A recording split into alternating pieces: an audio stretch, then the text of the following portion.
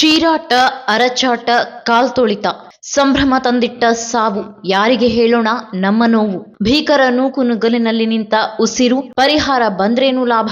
ದುರಂತಕ್ಕೆ ಕಣ್ಣೀರಾದ ಬ್ರಿಟನ್ ಮಾಜಿ ಪ್ರಧಾನಿ. ಘಟನೆಯ ಬಗ್ಗೆ ರಿಷಿ ಸುನಕ್ ಹೇಳಿದ್ದೇನು? ದುರ್ಘಟನೆಗೆ ಸಿಎಂ ಏನಂದ್ರು? ನಾನು 86 kg ಇದ್ದವಳು 71 kg ಬಂದಿದ್ದೇನೆ. ವಯಸ್ಸಾದ್ಮೇಲೆ ಸ್ಮಾರ್ಟ್ ಆಗಿ ಕಾಣ್ತೀರಾ ಅಂದ್ರೆ ಜಿನ್ನಿ. 126 kg ವೇಟ್ ಇದ್ದು ನಾವು ಈಗ 114 kg ಲೆಕ್ಕ ಬಂದಿದ್ದೀವಿ. ಯಾವುದೇ ಸೈಡ್ ಎಫೆಕ್ಟ್ ಆಗಿಲ್ಲ. 84ರಿಂದ 50 kg ಬಂದೆ. ಆಮೇಲೆ ಸಣ್ಣಗೆ ಫಿಟ್ ಆಗಿದ್ದೀನಿ. ಅದಕ್ಕೆ ನಾನು ಯೂಸ್ ಮಾಡ್ತಾ ಇರೋದು ಜೀನಿ ಸ್ಲಿಮ್. ಬೆಂಗಳೂರಿನ ಚಿನ್ನಸ್ವಾಮಿ ಸ್ಟೇಡಿಯಂ ಎದುರು ಭೀಕರ ಕಾಲ್ತುಳಿತ ನೂಕುನುಗ್ಗಲಿನಿಂದ ದುರಂತ ಸಂಭವಿಸಿ 11 ಜನರು ಸಾವನ್ನಪ್ಪಿದ್ದಾರೆ. ಅಲ್ಲದೆ 30ಕ್ಕೂ ಹೆಚ್ಚು ಮಂದಿ ಗಾಯಗೊಂಡಿದ್ದಾರೆ. ಈ ಘಟನೆಗೆ ದೇಶದ ಹಲವು ನಾಯಕರು ಪಕ್ಷಾತೀತವಾಗಿ ಕಂಬನಿ ಮಿಡಿದಿದ್ದು, ಬ್ರಿಟನ್ ಮಾಜಿ ಪ್ರಧಾನಿ ರಿಷಿ ಸುನಕ್ ಕೂಡ ತಮ್ಮ ಸಂತಾಪವನ್ನ ವ್ಯಕ್ತಪಡಿಸಿದ್ದಾರೆ. ನಿಮ್ಮ ಸಂಭ್ರಮದಲ್ಲಿ ಇದ್ದೆವು, ದುಃಖದಲ್ಲಿಯೂ ಜೊತೆಗೆ ಇರ್ತೀವಿ. ಚಿನ್ನಸ್ವಾಮಿ ಕ್ರೀಡಾಂಗಣದ ಹೊರಗೆ ರಾಯಲ್ ಚಾಲೆಂಜರ್ಸ್ ಬೆಂಗಳೂರು ಆರ್ಸಿಬಿ ತಂಡದ IPL 2025ರ ಗೆಲುವಿನ ಸಂಭ್ರಮಾಚರಣೆಯ ವೇಳೆ ಈ ಘಟನೆ ಸಂಭವಿಸಿದೆ. ತಮ್ಮ ಪತ್ನಿ ಅಕ್ಷತಾ ಮೂರ್ತಿ ಜೊತೆಗೆ ಪ್ರಾಣ ಕಳೆದುಕೊಂಡವರ ಕುಟುಂಬಗಳಿಗೆ ಸಾಂತ್ವನ ತಿಳಿಸಿದ್ದಾರೆ. ನನ್ನ ಮತ್ತು ಅಕ್ಷತಾ ಅವರ ಹೃದಯಗಳು ಬೆಂಗಳೂರಿನ ದುರಂತ ಘಟನೆಯಲ್ಲಿ ಪ್ರೀತಿಪಾತ್ರರನ್ನ ಕಳೆದುಕೊಂಡವರೊಂದಿಗೆ ಮತ್ತು ಗಾಯಗೊಂಡವರೊಂದಿಗೆ ಇದೆ. ನಿನ್ನೆ ನಿಮ್ಮೊಂದಿಗೆ ನಾವು ಸಂಭ್ರಮಿಸಿದೆವು ಮತ್ತು ಇಂದು ನಿಮ್ಮೊಂದಿಗೆ ದುಃಖಿಸುತ್ತಿದ್ದೇವೆ ಎಂದು ಸುನಕ್ ತಮ್ಮ ಟ್ವಿಟರ್ ಪೋಸ್ಟ್ನಲ್ಲಿ ಶ್ರದ್ಧಾಂಜಲಿ ಸಲ್ಲಿಸಿದ್ದಾರೆ.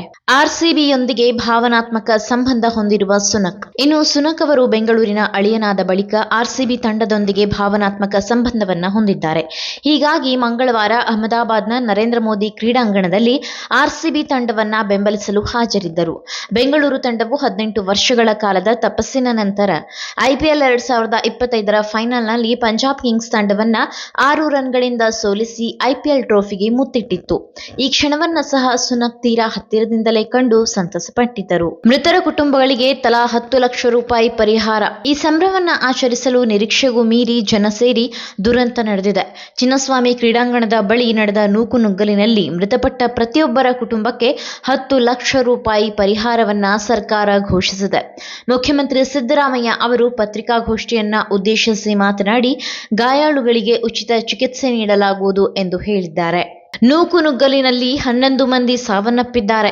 ಗೆಲುವಿನ ಸಂಭ್ರಮಾಚರಣೆಯ ವೇಳೆ ಒಂದು ದೊಡ್ಡ ದುರಂತ ಸಂಭವಿಸಿದೆ. ಚಿನ್ನಸ್ವಾಮಿ ಕ್ರೀಡಾಂಗಣದ ಬಳಿ ಇದು ಸಂಭವಿಸಿದೆ ಎಂದು ಘಟನೆಯ ಬಗ್ಗೆ ತೀವ್ರ ದುಃಖ ವ್ಯಕ್ತಪಡಿಸಿದ್ದಾರೆ.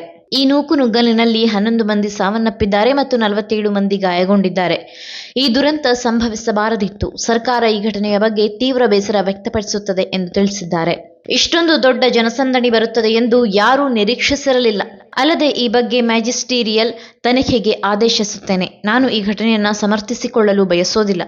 ನಮ್ಮ ಸರ್ಕಾರ ಇದರ ಮೇಲೆ ರಾಜಕೀಯ ಮಾಡೋದಿಲ್ಲ.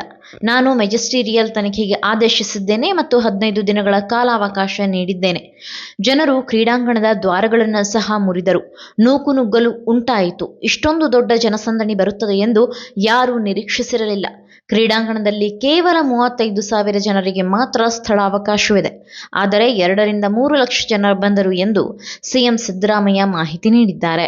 ಆರ್ಸಿಬಿ ಮ್ಯಾನೇಜ್ಮೆಂಟ್ ಸೇರಿ ಹಲವಾರು ನಾಯಕರು, ರಾಜಕಾರಣಿಗಳು, ಗಣ್ಯ ವ್ಯಕ್ತಿಗಳು, ಸೆಲೆಬ್ರಿಟಿಗಳು ಈ ದುರಂತಕ್ಕೆ ಸಂತಾಪ ವ್ಯಕ್ತಪಡಿಸಿದ್ದಾರೆ. ಆದರೆ ಇದೇ ವಿಚಾರವನ್ನ ಮುಂದಿಟ್ಟುಕೊಂಡು ರಾಜಕೀಯ ನಡೆಯುತ್ತಿರುವುದು ಮಾತ್ರ ನಿಜಕ್ಕೂ ಶೋಚನೀಯ ಸಂಗತಿಯಾಗಿದೆ.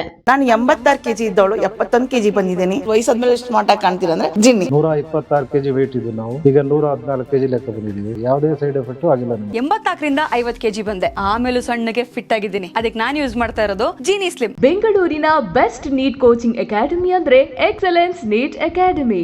Neat crash course and NEET long term coaching admission ಪ್ರಾರಂಭ. ಈ ಕೂಡಲೇ ಸಂಪರ್ಕಿಸಿ.